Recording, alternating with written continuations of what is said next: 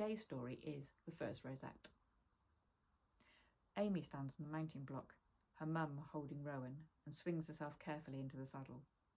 Her right foot fishes for the stirrup iron, and she fumbles with her reins, staring down at the bright bay neck in front of her. Even though this is her third week owning Rowan, it still feels strange not to see Gizmo's tri-coloured mane spilling over his skewbald coat, cuddly and cute. Okay. Her mum glances up at her. She's trying to smile, but worry pinches her features. Amy nods, even though she's far from okay. The arena looks enormous, which is silly, she knows. Of course, it's the same arena she's ridden in hundreds of times on Gizmo, but on Rowan everything is different. Her mum lets go of Rowan's reins. Amy takes a breath and squeezes with her heels. Rowan steps out immediately, his long, energetic stride catching her by surprise so that she finds herself hanging onto the reins. The pony arches his neck against the pressure and walks crabwise across the school. She tries to push him back onto the track with her right leg, but he starts to jog. She pulls harder on the reins. He tosses his head, then halts altogether. You must let him walk out. Her mum is beside her again. Amy releases the reins a fraction and eases him forward. Again, that energetic stride that feels like it could move from walk to trot, trot to canter at any moment.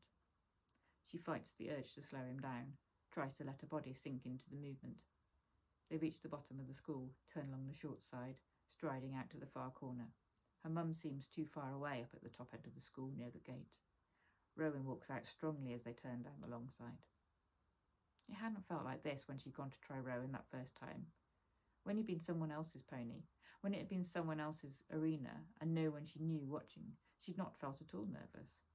Yeah, she'd seen him ridden first and watched him behave beautifully, and that had given her confidence. But back then she'd been excited to ride Rowan, a big step up from comical little Gizmo. But now Rowan is officially hers, and Gizmo has gone to another family. All of her excitement has evaporated. It's been 1,000 little things. The way he spooked that first time she brought him in from the field, making her jump and almost pulling the lead rope out of her hand.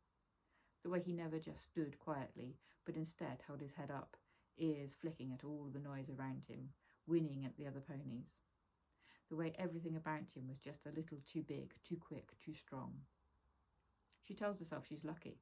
1,000,000 girls would love to have such a talented, athletic pony. He's everything she'd wanted, with the scope to be the dressage pony of her dreams.